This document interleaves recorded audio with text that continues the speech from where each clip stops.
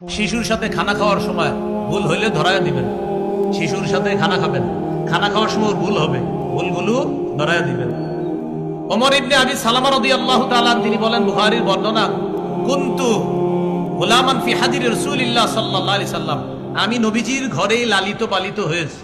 ওয়া কানাত ইয়াদি তাতিশু ফিস সাফহা, নবীর সাথে যে প্লেটে খাইতাম এই প্লেটের চারপাশে আমার হাত যাইতো, বুঝছেন নি? এক প্লেটে খাইতো, এখানে হাত, এখানে হাত, ওখান থেকে খায়।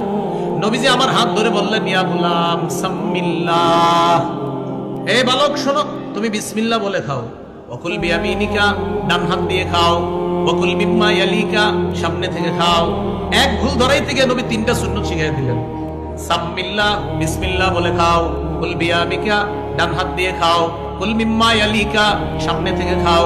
বিসমিল্লাহ বলে খাও, ডান হাত দিয়ে খাও। প্লেটে 4-5 জন একসাথে বসলে তোমার সামনে থেকে তুমি খাও। দাওয়াত ও তাবলীগের সাথী ভাইয়েরা যেভাবে খায়, এই সুন্নাহটা শুধু দাওয়াত ও তাবলীগের জন্য না, প্রতিটা ঘরে ঘরে এই সুন্নাহে বরকত। আল্লাহ তাআলা এই সুন্নাহ জিন্দার বরকত আল্লাহ দান করবে।